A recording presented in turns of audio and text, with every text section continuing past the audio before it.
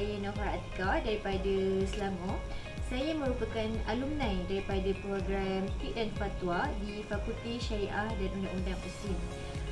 Jadi saya nak menceritakan sedikit pengalaman saya dan bagaimana saya mula masuk ke Fakulti Syariah dan Undang-Undang USIM. Pada awalnya, pada sekolah menengah, saya memang minat untuk belajar dan mendalami law. Sebab asalnya saya minat pada sejarah, jadi saya minat pada Quran Sunnah, Syariah Islam. Jadi bila ada program pada tingkatan 4 tu, ada yang menceritakan tentang USIM. Kalau nak belajar lebih mendalam, boleh boleh belajar dan masuk ke Tamhidi, Syariah dan Undang-Undang. Jadi saya bila keluar UPU tu, pilihan pertama saya adalah USIM. Jadi bila dah keluar result tu, memang saya dapat Tamhidi, Syariah dan Undang-Undang USIM. Dan saya sambung dan saya melanjutkan pengajian selama setahun untuk Tamhidi, Syariah dan Undang-Undang di USIM. Kemudian pada 2016 saya memilih untuk masuk ke program Fiqh dan Fatwa. Kenapa Fiqh dan Fatwa? Sebabnya dalam program Fiqh dan Fatwa lebih banyak subjek yang belajar dan untuk mendalami hukum Islam. Lagi satu, bukan semata-mata hukum Islam. Banyaklah kita belajar macam bahasa Arab, bahasa Inggeris, usul fiqh, bagaimana turunnya sesuatu hukum ni, macam mana turun dia, asal usul ayat tersebut. Apa yang saya nak cakap, pada asalnya memang saya minat pada undang-undang, pada sejarah Islam. Dan terlalu banyak bila masuk Fiqh dan Fatwa ni, terlalu banyak yang menceritakan. Contohnya macam dia bukan hanya law sahaja, bukan undang-undang saja, tetapi menyeluruh. Maksudnya hukum-hukum dalam jual beli, lagi hukum-hukum dalam perkahwinan, ilmu faraid pun ada. Dan saya terlalu general, maksudnya terlalu banyak sangat bidang yang diceritakan, yang ada di dalam program Fiqh dan Fatwa ni. Dan asalnya saya juga minat pada usahawan, saya juga minat untuk berbisnes. Bila orang fikir macam Fiqh dan Fatwa, Fakulti Syariah, so tak boleh nak bisnes, lari daripada bidang. Tapi itu sebenarnya adalah silap. Sebabnya bila dekat dalam fakulti ni, dalam program Fiqh dan Fatwa ni, sebenarnya akan ada elektif. Contoh ada elektif finance, iaitu kewangan. Jadi sangat berkait rapat dengan minat saya pada bisnes. Ada juga elektif untuk guaman, ada juga elektif untuk makanan halal. Jadi benda tu semua menarik minat pelajar untuk pergi ke mana satu yang kita nak pilih dan kita minat. Jadi saya memilih elektif kewangan sebab banyak tentang bisnes. Jadi bukan tu je, terlalu banyak juga dalam subjek pada program Fiqh dan Fatwa ni. Ada juga tentang subjek bisnes, ada juga tentang subjek entrepreneur. Dan dekat dalam tu juga kita boleh belajar lebih lagi. Jadi bukan sekadar macam kalau orang ingat bila masuk Fiqh dan Fatwa ni law semata-mata, tak. Memang bukan, memang akan ada benda lain lagi untuk kita minat, untuk kita mendalami lagi. Tanggapan saya sama sekali bila saya nak masuk U tu, bila saya fikir macam kena belajar law je, tak. Sebenarnya banyak sangat idea-idea bila dah masuk fakulti ni, Fakulti Syariah Undang-Undang ni. Terlalu banyak, terlalu kita boleh explore apa minat kita. Macam saya dah masuk program Fiqh dan Fatwa, belajar hukum itu, hukum ini, belajar fiqh muamalat, belajar faraid dan macam-macam lagi. Tapi saya explore, saya memilih elektif finance untuk mendalami lagi, untuk belajar lebih lagi tentang bisnes, tentang usahawan dalam elektif finance ni. Jadi student, adik-adik yang baru macam minat law, tapi dalam masa yang sama ada juga minat benda lain, tak apa, teruskan je. Sebab tak semestinya bila kita masuk dalam bidang ni kita terhad kepada lawyer, kita terhad kepada benda-benda yang berkaitan law. Tak, sebenarnya banyak lagi kita boleh explore. Okey, itu je daripada saya. Terima kasih.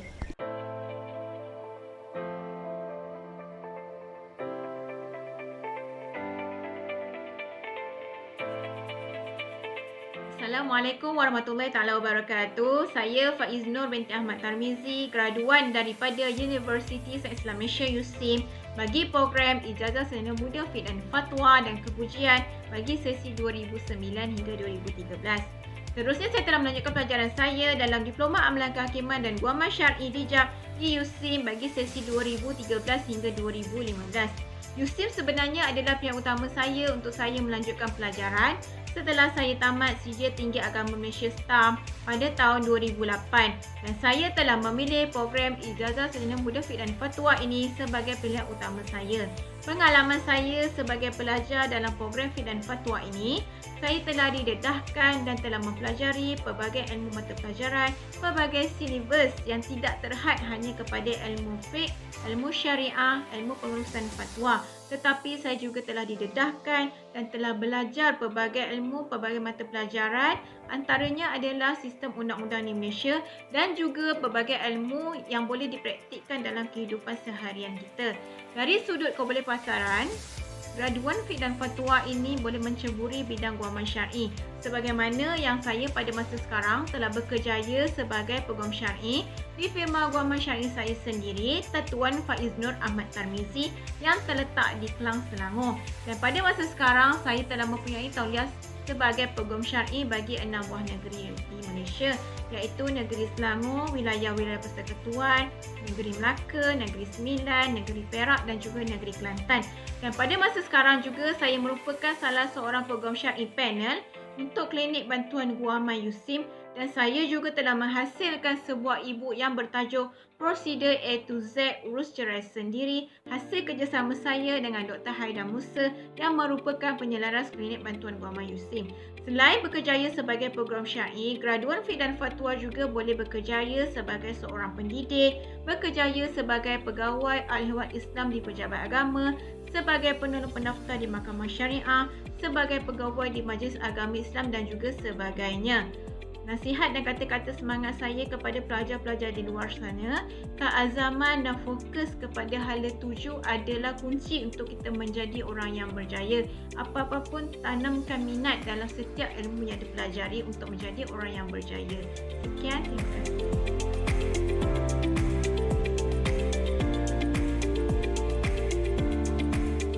Bismillahirrahmanirrahim. Assalamualaikum warahmatullahi taala wabarakatuh.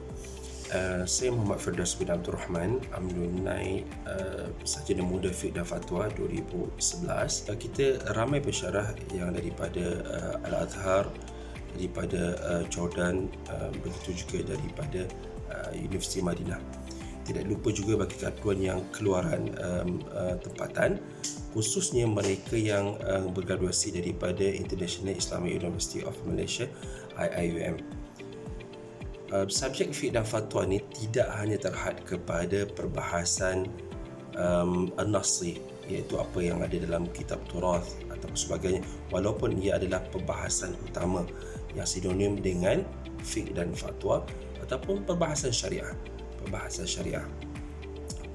Namun terdapat juga kursus-kursus elektif yang ditawarkan pada akhir tahun kedua dan ketiga.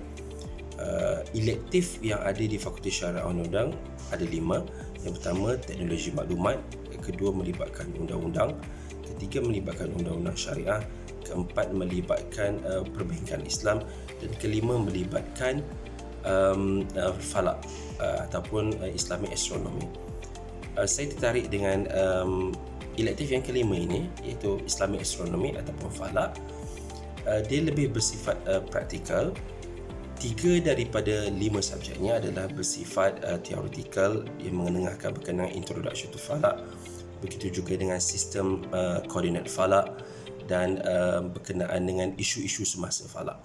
Manakala 2 terakhirnya kita akan lihat berkenaan dengan practicality, bagaimana falak digunakan dalam ibadah. Contohnya dalam penetapan kiblat, bagaimana kita melakukan penetapan kiblat yang betul, menggunakan equipment yang betul. Dan yang kelima dan yang terakhir berkenaan dengan aplikasi instrumen-instrumen ataupun item-item yang diperlukan untuk kita melihat alam cakrawala, khususnya dalam penetapan awal bulan, dalam penetapan pergerakan planet-planet dan sebagainya. Salah satu contoh yang melibatkan ilmu falak ni, isu yang hangat timbul pada akhir 2019 iaitu penukaran waktu subuh, iaitu dilambatkan selama 8 minit. Bagaimana benda ini terjadi? adakah penetapan waktu jelas dia adalah qat'i, benda yang tidak boleh berubah. Tapi bagaimana dengan sistem berubah? Ini kerana dalam panduan Islam pun kita akan menitik beratkan teknologi semasa. Ini kerana dalam pembelajaran falak kita tidak terhad kepada teoretikal. Kita akan melihat kepada advanced teknologi. Kita akan melihat berkenaan dengan scientific calculation. Yes, berkenaan dengan anjakan solat 8 minit. Ini melibatkan scientific calculation, yang mana sebelum ini kita menggunakan negatif 20. Apabila saya menyebut berkenaan negatif 20, dia adalah di bawah ufuk ataupun di bawah horizon. Dia akan berada di negatif. Okey, selepas kajian telah dilakukan yang diketuai oleh Universiti Malaya dan universiti lain, mendapati penetapan yang tepat, unjuran yang tepat adalah negatif 18. So, seolah-olah ada perbezaan 2 degree di sini. Okey. Apakah signifikan 2 degree ni akhirnya menjadi kepada 8 minit? Okey, ini kita buat calculation sedikit. Contohnya globe kita boleh gelarkan sebagai 360 degree. 360 degree. So, 360 degree ni kita bahagi kepada 24 jam sehari. So, dia akan mendapatkan setiap 15 angle, 15 degree equivalent tu sejam. So, bawa maksud setiap angle akan carry 4 minit. So, balik pada isu ini, perubahan daripada negatif 20 kepada negatif 18. So, 2 degree kan, macam saya jelaskan tadi, 1 degree 4 minit. So, darab 2 jadi 8 minit. Justru subuh pada akhir 2018 kita terpaksa lambatkan kepada 8 minit, tapi tidak efek kepada waktu-waktu yang lain. Ini disebabkan perbahasan melibatkan waktu subuh sahaja, melibatkan macam mana kita melihat sunrise dan sebagainya. Itulah sebahagian pada perbahasan falak. Okey, contoh yang lain adalah isu berkenaan dengan ru'yah al-hilal. Bagaimana penetapan Ramadan? Kita pun akan berhadapan dengan Ramadan tak lama lagi, iaitu pada 13 April.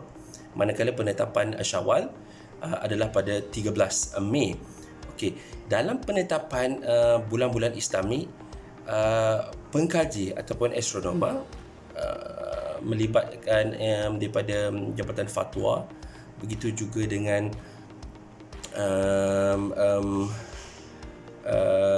pekaji-pekaji lain akan melakukan kajian pada akhir bulan, iaitu pada 29 hari bulan dalam penetapan.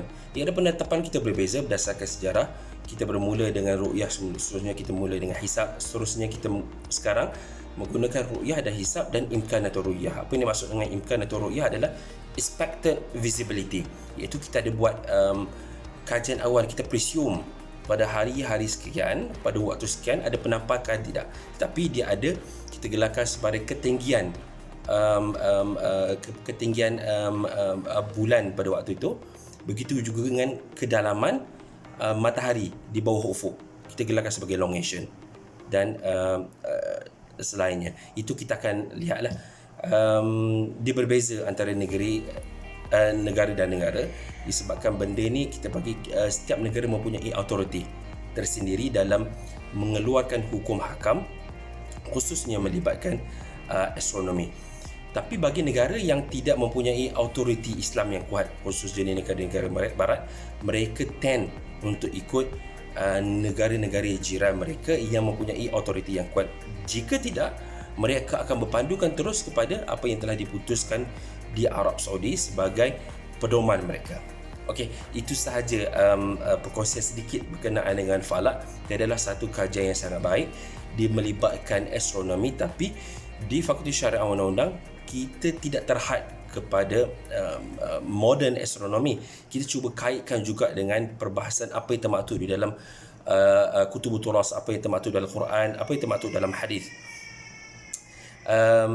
Kita gelarkan sebagai astrofik ataupun kosmofik, iaitu combination antara astronomi dan fiqh. Apakah elemen ataupun fenomena astronomik yang akan membantu dalam kita melaksanakan amal ibadah kita. Salah satunya saya jelaskan tadilah, macam mana kita nak buat penentuan awal bulan Ramadan, begitu juga dengan awal bulan bulan Syawal. Begitu juga dengan bulan raya haji. Begitu juga dengan panduan dalam penetapan kiblat. Dia akan melibatkan kita punya constellation ataupun kita gelarkan sebagai buruj. Ada buruj yang kita gelarkan buruj timur, dia akan statik di situ. Okey, buruj dia tidak berubah. Yang berubah adalah pergerakan bumi. Sebab pergerakan bumi melibatkan dua, kita gelarkan sebagai revolution dan rotation. Kita akan sentiasa rotate dan dalam keadaan tilt ataupun dalam keadaan kecondongan 23.5. So kita sentiasa berubah. Kita akan sentiasa pusing. Dalam masa sama, kita akan revolve. Kita akan revolve around the sun. Kita akan revolve around the sun throughout the year. Itu akan membuatkan kita panggil seasonal changing, maknanya perubahan season. Manakala rotation, dia akan buat jadi perubahan siang dan malam. Okey, banyak lagi yang kita boleh kongsikan, yang kita boleh capai.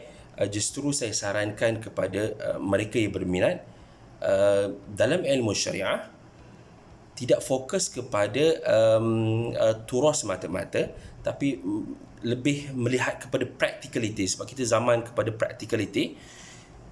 Saya jemput semua-semua adik-adik sekalian untuk bersama-sama join kita di Fakulti Syariat dan Undang. Mungkin kita akan boleh berjumpa lagi. Mungkin saya akan menjadi sebahagian daripada tenaga pengajar anda. Wallahu ta'ala alam. Assalamualaikum warahmatullahi wabarakatuh.